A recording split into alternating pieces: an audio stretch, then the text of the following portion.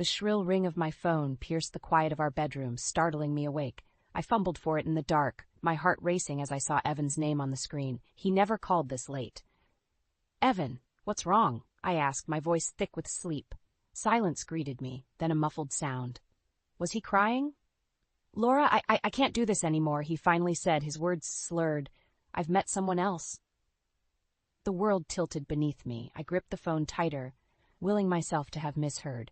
"What are you talking about? Where are you?" "I'm sorry, Laura. I should have told you sooner. I've been seeing her for months." My stomach lurched. "Months? Who is she?" "It doesn't matter. I'm leaving you. I'll be by tomorrow to get my things." The line went dead. I sat there frozen as the reality of what just happened crashed over me in waves. Hours later, I was still sitting on the edge of the bed when sunlight began to filter through the curtains. The chirping of birds outside felt like a cruel joke. How could the world go on as if nothing had changed? A knock at the door jolted me from my daze. I stumbled downstairs, hoping against hope that it was all a bad dream and Evan would be there, ready to apologize for a drunken mistake. Instead, I found Anna on my doorstep, concern etched across her face. "Laura, you look awful. What happened?" I crumpled into her arms, finally letting the tears flow. Between sobs, I managed to choke out, "Evan, he's leaving me. He's been cheating." Anna guided me to the couch, her arm around my shoulders. "Oh, honey, I'm so sorry. When did you find out?" "Last night. He called. He was drunk, said he'd be here today to get his things." Anna's eyes flashed with anger. "That coward. He didn't even have the decency to tell you face to face." I shook my head, feeling hollow. "I don't understand. We were trying for a baby. Everything seemed fine." "Men," Anna spat. "They can be real bastards sometimes. You deserve so much better, Laura." A car door slammed outside. My heart leapt to my throat as I saw Evan's SUV in the driveway. "I can't face him," I whispered, panic rising. "Anna, please." She squeezed my hand. "I've got this. You go upstairs. I'll deal with him." I retreated to the bedroom, my sanctuary now tainted by last night's phone call. I could hear muffled voices downstairs, Anna's sharp and angry, Evan's low and defensive. Footsteps on the stairs. My breath caught as the door opened, revealing Evan. He looked terrible, unshaven, bloodshot eyes reeking of alcohol. "Laura," he began, his voice rough. "I'm sorry. I never meant for this to happen." Anger flared within me, burning away the numbness. "Never meant for what to happen, Evan? For me to find out? How long have you been lying to me?" He flinched. "It's complicated. You wouldn't understand." "Try me," I challenged, rising to face him. "Explain how you could do this to us, to our marriage." Evan's face hardened. "There is no us anymore, Laura. I'm in love with someone else. I'm moving out today." The finality in his voice was like a physical blow.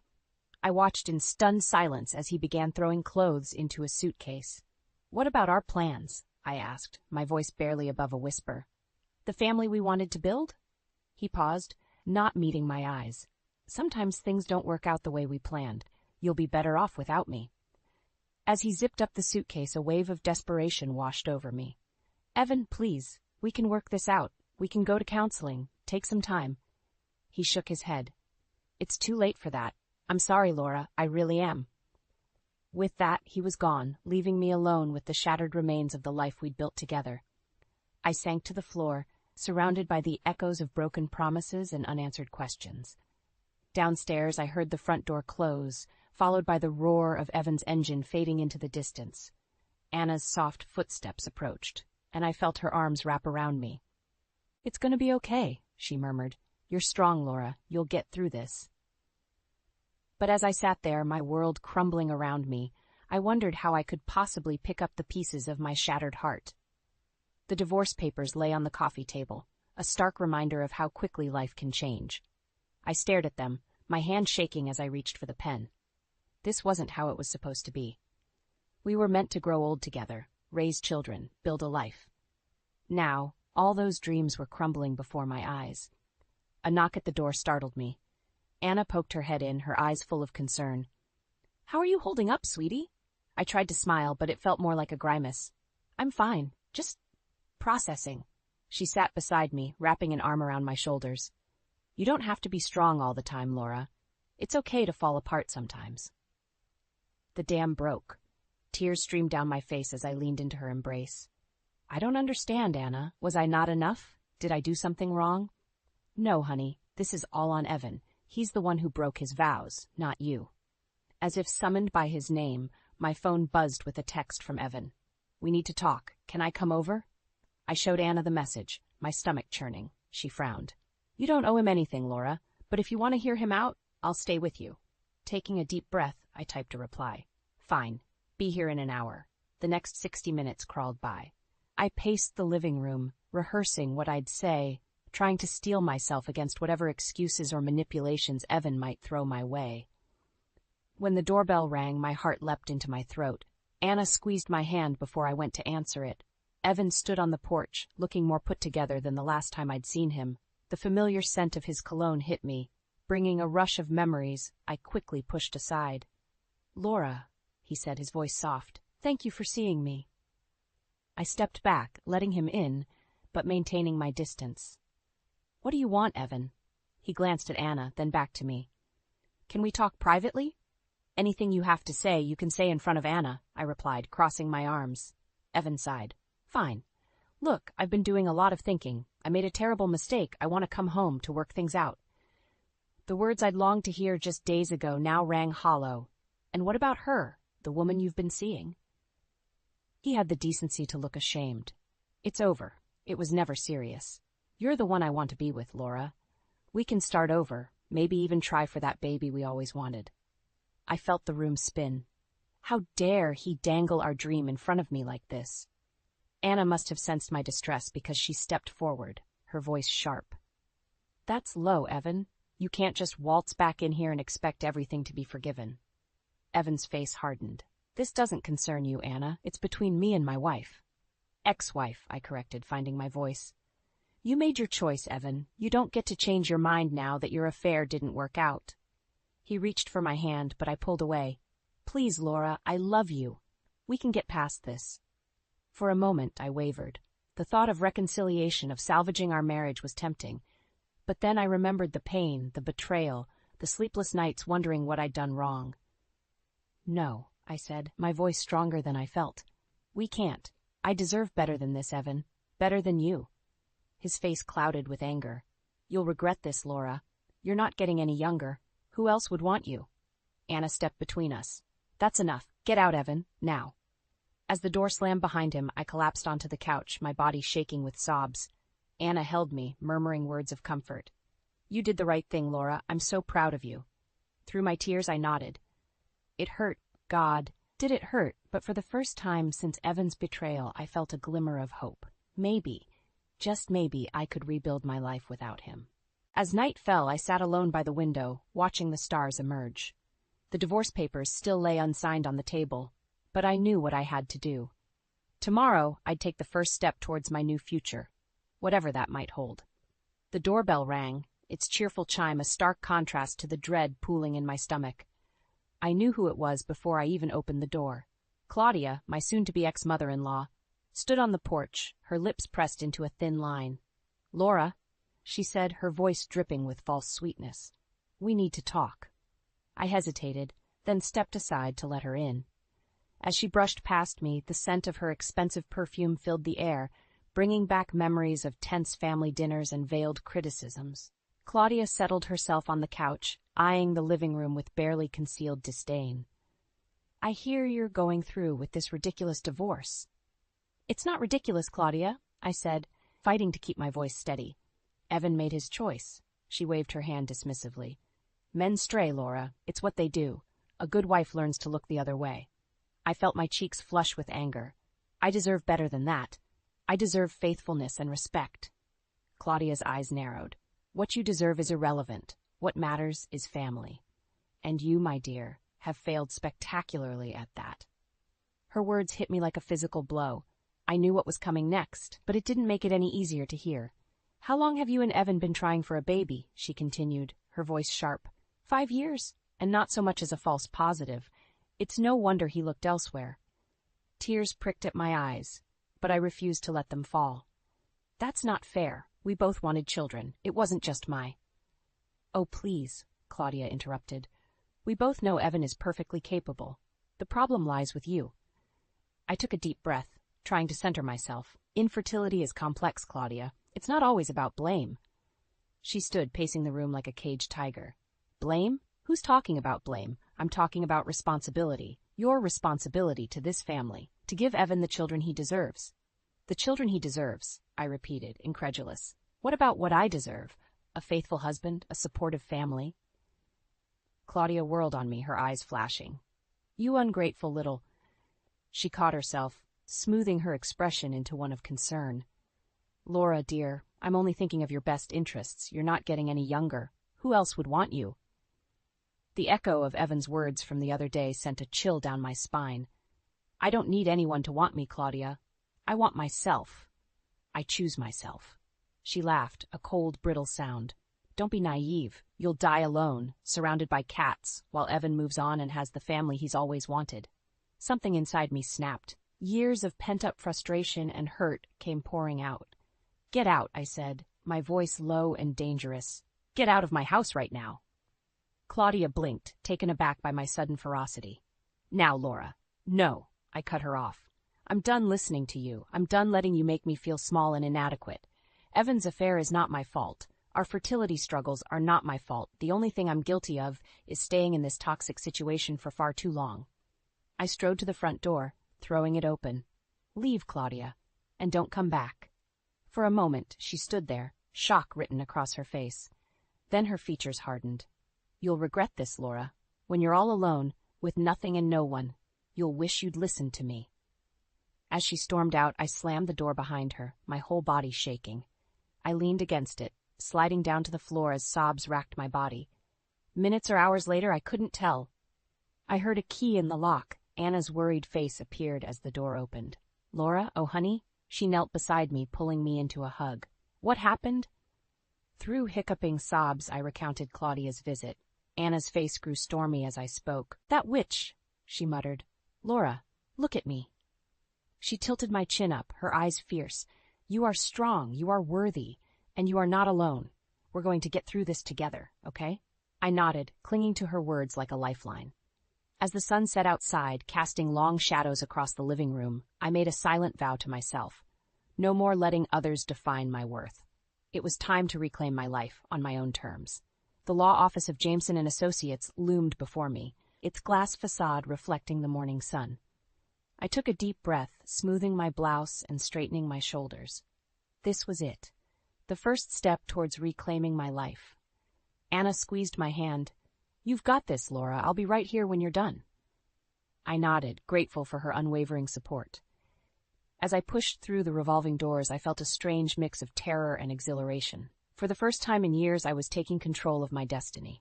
Laura Thompson? A smartly dressed woman approached me. I'm Melissa Jameson. Please, come this way.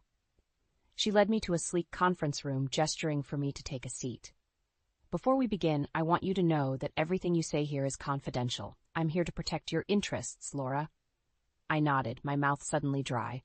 Thank you. I'm not sure where to start. Melissa's eyes softened. Why don't you tell me about your marriage? When did things start to go wrong? For the next hour, I poured out my heart. The years of trying for a baby, the growing distance between Evan and me, the devastating revelation of his affair. Melissa listened intently, taking notes and occasionally asking for clarification. Laura, she said finally, her tone serious. Based on what you've told me, I believe we have a strong case for divorce. However, there's something else we need to discuss. My heart raced. What is it? She slid a folder across the table. Our investigators have uncovered some concerning financial activity in your joint accounts. With trembling hands, I opened the folder. Page after page of bank statements, transfers to unknown accounts, large withdrawals. My head spun as I tried to make sense of it all. What does this mean? I whispered. Melissa leaned forward.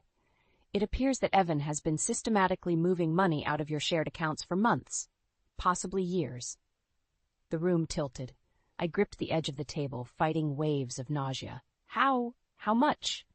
We're still calculating the total, but it's substantial. Hundreds of thousands, at least. A hysterical laugh bubbled up in my throat. But that's impossible. We don't have that kind of money. Melissa's expression was grim. I'm afraid you did, Laura. The question now is, where did it go? As the implications sank in, a cold fury replaced my shock. All those years of scrimping and saving, putting off vacations, delaying home repairs, while Evan was secretly siphoning away our future. "What do we do now?" I asked, my voice barely above a whisper. "We fight," Melissa said firmly. "We'll file for divorce immediately and petition for a full financial disclosure. If Evan has hidden assets, we'll find them." I nodded, a strange calm settling over me. "Do it. I want everything he took from me." As I left the office, my mind reeled with everything I'd learned. Anna took one look at my face and pulled me into a fierce hug. "What happened in there?" she asked. I pulled back, meeting her concerned gaze. "Evan's been stealing from me, Anna, for years. Everything we worked for, it's gone." Her eyes widened in shock, then narrowed with anger. "That bastard. Laura, I'm so sorry." I shook my head, a newfound determination coursing through me. "Don't be. This changes everything. I'm not just fighting for my freedom anymore. I'm fighting for justice." As we walked to the car, I felt a shift inside me. The Laura who had walked into that office, scared, uncertain, was gone. In her place stood a woman ready to face whatever challenges lay ahead. "Anna," I said, pausing by the car door, "I need a favor." "Anything," she replied without hesitation. I met her gaze, my voice steady. "I need you to help me pack up the house. I'm not spending another night under the same roof as Evan's lies." Anna's face broke into a fierce grin. "Now that's the Laura I know. Let's go show that cheating thief what you're made of." As we drove away from the law office, I felt a weight lift from my shoulders. The road ahead would be hard, but for the first time in months I felt hope. This wasn't the end of my story. It was just the beginning. The courthouse loomed before me, its stone facade a silent witness to countless battles fought within its walls. Today it would bear witness to mine. I clutched my folder of documents, each page a testament to Evan's betrayal and deceit. Anna squeezed my arm. "You ready for this?" I nodded, steeling myself. "As ready as I'll ever be." We climbed the steps, the click of my heels echoing in the cavernous entrance hall. Melissa, my lawyer, met us at the courtroom door, her face a mask of professional calm. "Laura, remember what we discussed. Stay composed, no matter what Evan or his lawyer might say." I took a deep breath, nodding. As we entered the courtroom, I saw Evan for the first time in months. He sat beside his lawyer, looking polished and confident.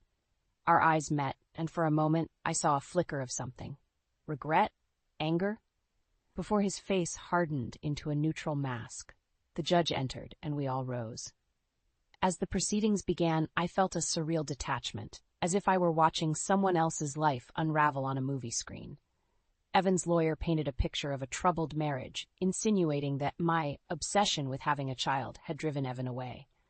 I gripped the edge of the table, willing myself to stay calm as he twisted our years of struggle into a weapon against me. When it was Melissa's turn, she methodically dismantled their arguments, presenting evidence of Evan's infidelity and financial misconduct.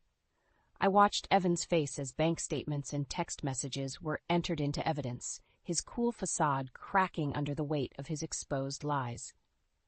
"Your Honor," Melissa said, her voice steady, "my client has suffered not only the emotional trauma of her husband's infidelity, but also significant financial harm.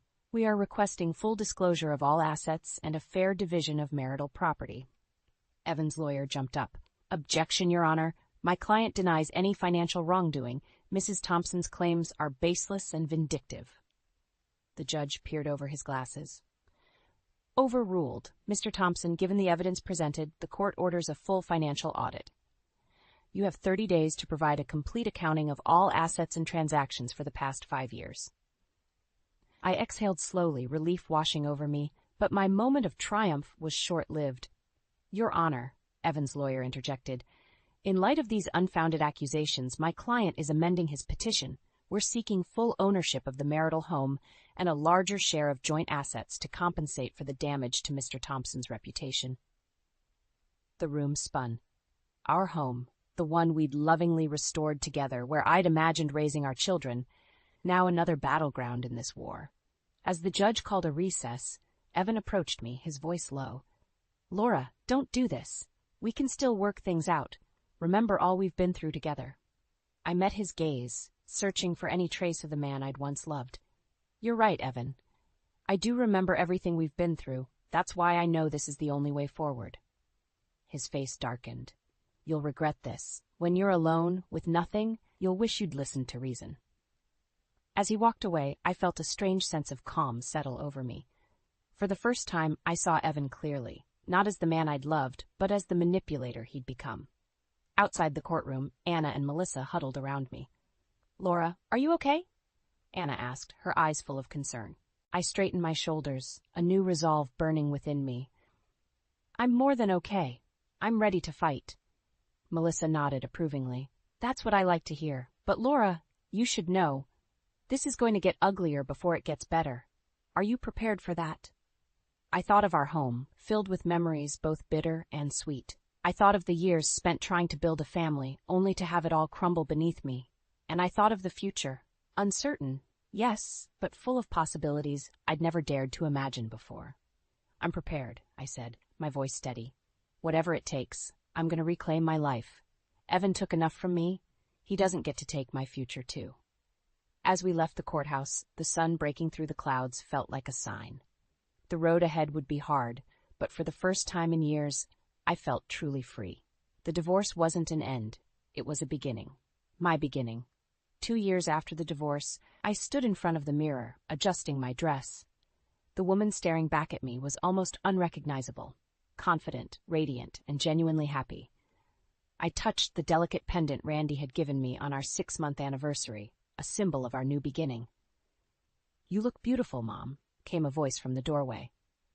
I turned to see Lily, Randy's 12-year-old daughter, smiling at me.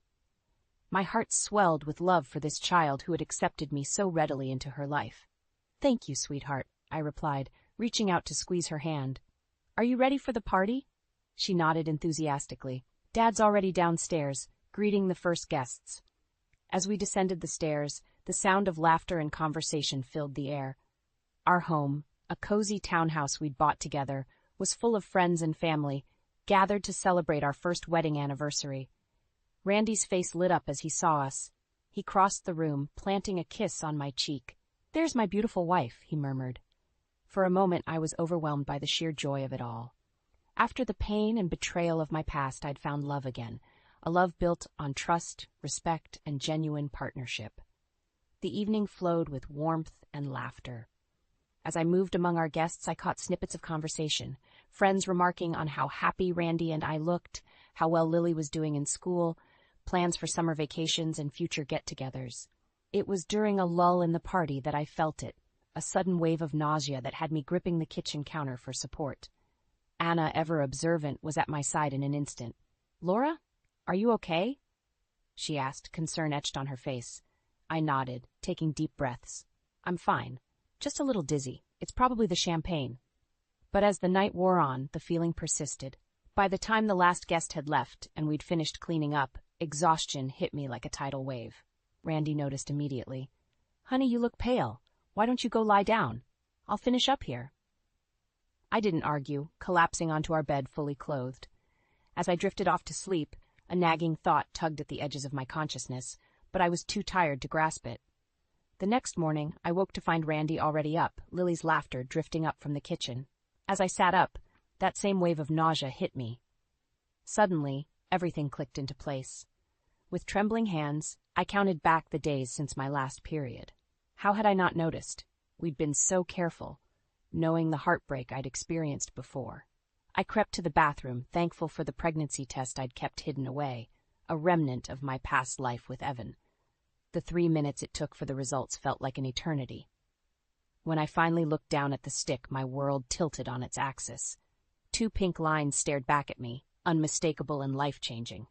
Pregnant. After years of trying, of heartbreak and loss with Evan, here I was, expecting a child with Randy. Joy and terror warred within me. What if something went wrong? What if I couldn't carry to term? And how would Lily feel about a new sibling? I sank to the bathroom floor, overwhelmed by the magnitude of this moment. Memories of my past struggles flooded back. The disappointment each month, the failed treatments, the way Evan had eventually blamed me for our inability to conceive. But this was different. I was different. Randy was different. A soft knock on the door startled me. "Laura?" Randy's voice was tinged with worry. "Are you okay in there?" I looked at the test in my hand, then at my reflection in the mirror. The woman looking back at me had weathered storms and come out stronger. She had found love again, built a new family, and now stood on the precipice of a dream she'd thought lost forever. Taking a deep breath, I opened the door.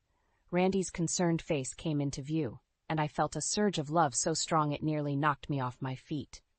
"Randy," I said, my voice barely above a whisper, "I have something to tell you." The doctor's office was eerily quiet as Randy and I sat hand in hand, waiting for the results of my latest ultrasound. At 20 weeks pregnant, every appointment felt like walking a tightrope between hope and fear. "Laura Thompson?" a nurse called, and we both stood, hearts racing. Dr. Patel greeted us with a warm smile, but I could sense an undercurrent of tension. "Laura, Randy, please have a seat." I gripped Randy's hand tighter as Dr. Patel pulled up the ultrasound images on her computer screen. "As you can see," she began, pointing to a grainy black and white image, "the baby's development is progressing well in most areas. However, I'm concerned about the size of the fetus. It's measuring smaller than we'd expect at this stage." The world seemed to tilt beneath me. "What does that mean?" I asked, my voice barely above a whisper. Dr. Patel's expression softened. "It could be nothing to worry about. Some babies are simply smaller. But given your history of fertility issues, I'd like to run some additional tests to rule out any complications." Randy squeezed my hand. "What kind of tests?" "An amniocentesis would give us the most comprehensive information," Dr. Patel explained. "But I want to be clear. There are risks involved." As she detailed the procedure and its potential complications, I felt as if I were underwater, her words muffled and distant. All I could think about was the tiny life growing inside me, the miracle I'd waited so long for, now potentially at risk. "Laura," Randy's voice broke through my haze. "What do you think?" I looked from him to Dr. Patel, then down at my slightly rounded belly. I need to think about it." The drive home was silent, both of us lost in our own thoughts. As we pulled into the driveway, I saw Lily peering out the window, waving excitedly.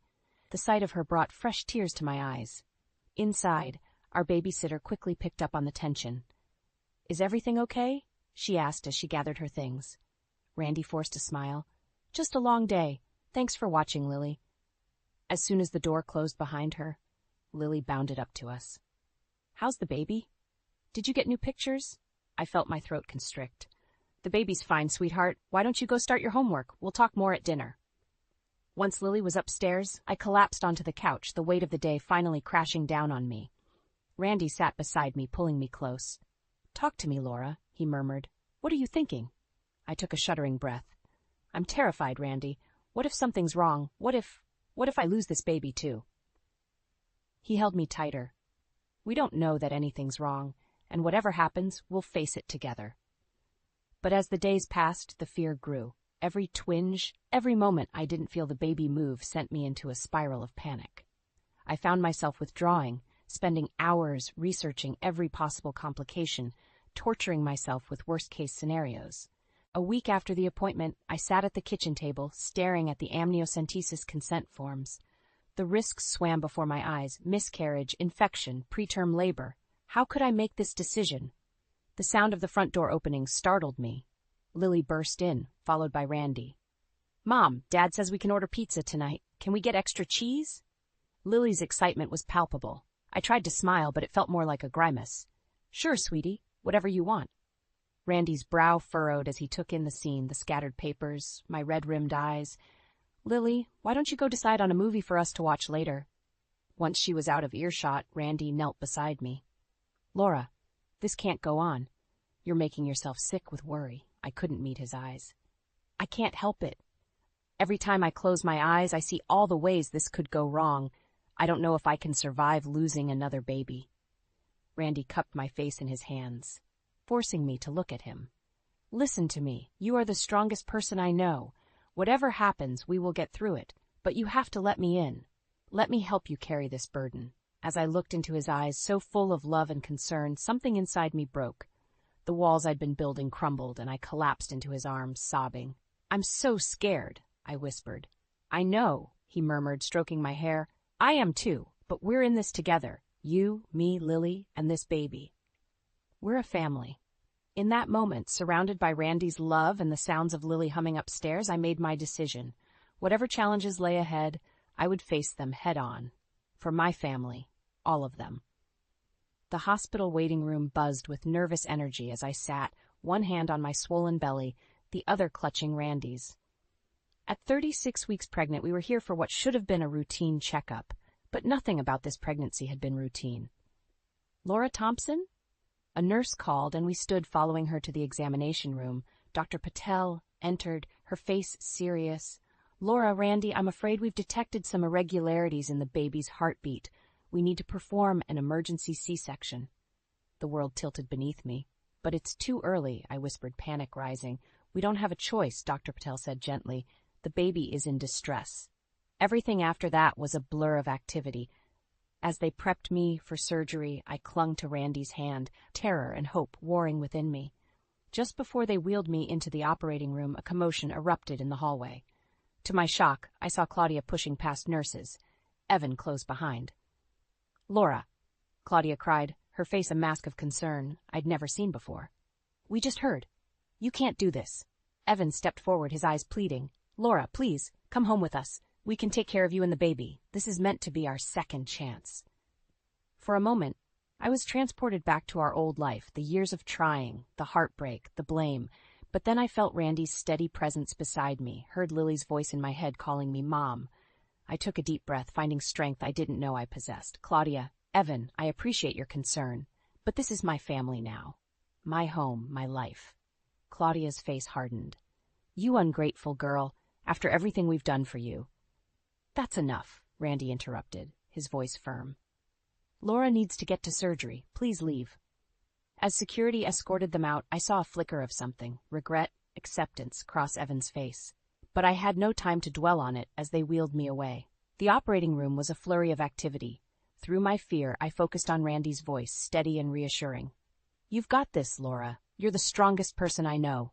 And then suddenly, a cry pierced the air. Strong, defiant, alive. Our baby. It's a girl, Dr. Patel announced, her voice thick with emotion. She's small, but she's fighting. Tears streamed down my face as they placed her on my chest, this tiny, perfect being we'd fought so hard for. As I looked into her eyes, I saw not just our future, but my past. Every struggle, every heartbreak that had led me to this moment. In the recovery room, surrounded by Randy, Lily, and our new daughter, I felt a sense of peace I'd never known before. Anna burst in, her face glowing with joy as she took in the scene. Oh, Laura, she breathed. She's beautiful. What's her name? Randy and I exchanged a look. We'd discussed names, but nothing had felt right until this moment. Hope, I said softly. Her name is Hope. As if recognizing her name, Hope opened her eyes, her tiny hand wrapping around my finger. In that gesture, I felt the weight of my journey. The pain of betrayal, the struggle to rebuild, the fear and joy of this pregnancy. But I also felt the strength I'd gained, the love I'd found, the family I'd built. A knock at the door drew our attention. To my surprise, I saw Claudia standing there alone this time. Her eyes were red-rimmed, her usual poise gone. May I come in? She asked hesitantly. I looked at Randy, who nodded slightly. Of course, I said. Claudia approached the bed, her gaze fixed on Hope. She's perfect, she whispered. Then, to my shock, she looked at me with tears in her eyes. I'm sorry, Laura, for everything. I was wrong about you, about all of this. The room fell silent, the weight of her words hanging in the air. I thought of all the pain, all the cruel words, but as I looked at Hope, at Randy and Lily, I felt the last of my bitterness melt away. Thank you, Claudia, I said softly. Would you like to hold your granddaughter? As Claudia cradled Hope, her face transformed by wonder, I felt the final pieces of my life click into place. This was my family, not defined by blood or past mistakes, but by love, forgiveness, and hope. In that moment, surrounded by the people I loved, I knew that whatever challenges lay ahead, we would face them together. My journey had been long and painful, but it had led me here, to a love deeper than I'd ever imagined and a strength I never knew I possessed. As Hope's tiny hand wrapped around my finger once more, I smiled. This was just the beginning of our story.